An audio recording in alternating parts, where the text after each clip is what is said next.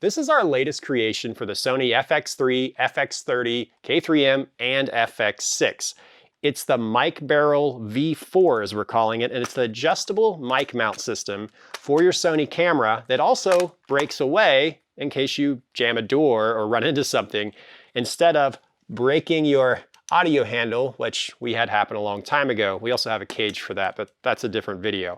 As I said, this is the V4, and the reason I'm saying that is because we started out with V1, which was actually a step mount.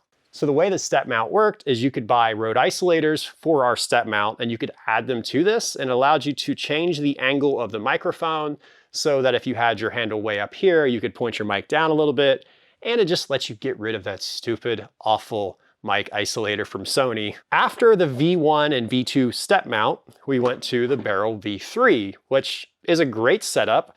Honestly, for some people is better than the V4 because it allows you to mount this not only on the audio handle for the FX3, FX30, and K3M, not the FX6, it allows you to mount it to the side of the camera using one of our little mounts for the side, or to other 1/4-20 threads on the camera or on your cage. If you go to pick this up, you can choose rubber or elastic bands. I'll also link some places where you can buy other bands that work with this. We've got it set up to where you can use different sizes. There's multiple hook points that you can switch between for different length bands in case you're out somewhere and something just doesn't work. We want you to be able to use this pretty much no matter what in any scenario. So from our tests and use, I found that the rubber bands I actually like a little better, but I would say they're probably going to wear out a little faster. The elastic seems more durable, but the elastic has the ability to kind of slip a little bit, I think, or make a little noise every once in a while, only if you're like really running with the camera or doing something crazy. But I would say personally, I prefer the rubber bands, but you can choose whatever you like. And if you've worked around audio a lot, you're probably used to one or the other for various mics and studio setups. So you probably know what you like. So let's go ahead and go over how to remove the Sony mic isolator, install our base, and then put this on here. This will also work for the step mount and for the barrel V3, if you will. It's going to be a very similar process. These bases are almost identical. Before I do that, I'm actually going to go ahead and put our audio cage on because this poor handle, the glue's starting to come off. It's been through a lot. This was not the result of this setup. This actually happened from Southwest Airlines. Should never put these in checked bags. I know better. So to remove this isolator, all you have to do is open it up and look inside. There are two JIS 00 Phillips head style screws in there. I'm actually using a 0. It's actually worked a little better. But JIS 00, I believe, is the correct one. These screws can be really tight in there because they sometimes use Loctite. Eric McKay, I believe, messaged me the other day and said he couldn't get his out. They're starting to strip out, like the Phillips head was. And depending on the screwdriver you're using, especially if it's a cheaper one, it could be even worse. Probably not your fault if that happens. It's just a poor design overall. So to get the screws out, you just simply take them out with that screwdriver and let's see, get that out and they'll fall out of there. So once you get that out, it just falls off and you have this exposed plate right here. Then you use our screws to put the base back on. But before we do that, I do want to talk about a couple little things if your screws get stuck in here. So the screw is actually inside. Let me get this where you can see on this other camera. Inside of here, it's down in this lower part of the base. It's kind of way down in there. And if your screw strips out, unfortunately, there's not a lot of good ways to take it apart other than just cutting the unit off. And obviously, I know a lot of you guys aren't going to want to do that. You can buy these replacements if you decide to go back to it.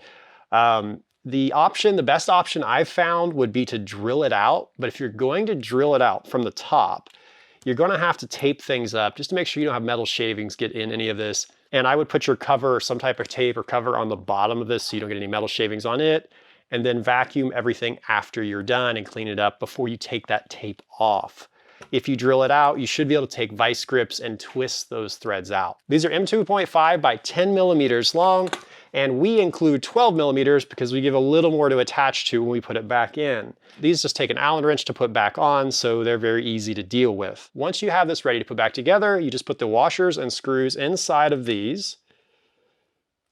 So each one of those are going to go in there like that. And then this will rest right on top of the audio module. Any Allen tool or screwdriver set you have that fits that will work just fine. You can even use some of the Torx heads type. They're fine for these screws. You don't want these overly tight. This is actually a rubber material anyway, so this material is going to have a little give as you tighten it down.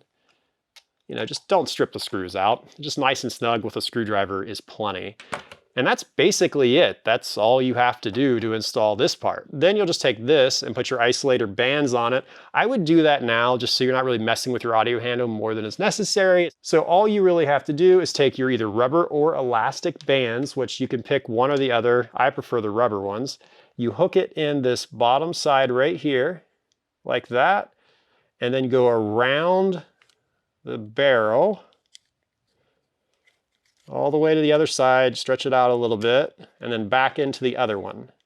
And then there you go. So when you see right here, those should be hooked on both sides.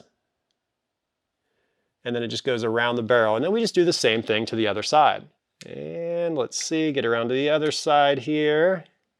All right, once we're to the other side, that's it. And our bands are there. And then the mic will just slide right in this. So you'll just take your mic and feed it in there like so. You know, you go through like this. I would watch running your mics in from this end. It's not probably good for the mic. And then also these edges on some mics can be a little sharper on that rubber. So just kind of take care when you slide the mics in and out. I wouldn't do it from the front if you don't have to.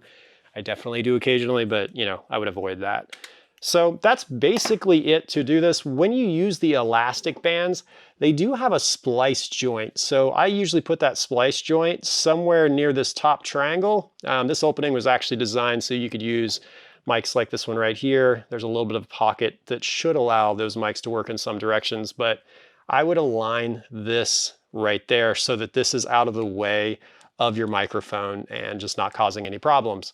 The rubber bands are seamless, so you don't have to worry about anything with those. Okay, so now all you have to do is put the barrel on the actual base plate, and this is relatively easy. It does take some force though, and when you do this, I recommend, especially on the FX3 and probably with the FX6 too, you want to get your hand around the audio module. You know, we have this cage which protects it and, you know, makes it so I can twist on it and it won't hurt a thing. If you have the small rig one, it's great. They came out with that not too long ago. Theirs is kind of like ours, a lot actually, but it goes over top. It doesn't actually come under it, so it's not really holding it together. So if you do have that, still put your hand around here and don't test the breakaway feature without your hand on here. It's meant to protect it, but you know, there's only so many times you're going to get away with that. We'll put this in here first, and you just kind of put one end in and twist it, and it's rubber, so it'll bend, but it takes a little bit of force, and then it'll snap into place. And there you go. That's basically it. So once you're here, you can rotate it. Do not rotate this with one hand here and here. Again, if you don't have a cage. If you're doing this free, it's hard on these modules, especially if it's already been cracked like ours. So put your hand around it, change the position, and it will lock in position for each one. And you can go from top, up high, wide, low profile, and then we're kind of calling travel, just squeezed all the way in. And that's basically it. So that's what it takes to put this setup together. I would love to hear you guys' feedback on, you know, anything you would like changed or improvements. We are constantly reiterating these designs. We're just updating all the time. You know, I called this the Mic Barrel V4. It's probably like version 65 if I had to guess, probably not V4. So if you guys have a better name for this, drop it in the comments. If we pick that name, we'll send you one of these for free because, you know, why not? So yeah, we would love to hear your ideas on better names. We've seen quite a few good ones in the Facebook groups already. Honestly, I spend as much time doing this stuff as I do filming anymore. It's really been a riot. So yeah, we really appreciate your support and we'll see you soon. Thanks. Oh, one last thing. So this little stand we have for the audio handle, I don't know if you guys would want one of these or not, but we can throw these up on our shop. We actually have our logo on there. We could do text maybe. Logos would be a lot of work and we honestly would have to charge too much for that, but we could, you know, do custom nameplates or whatever on these and throw them on our shop. So yeah, comment below if you guys want us to put those up.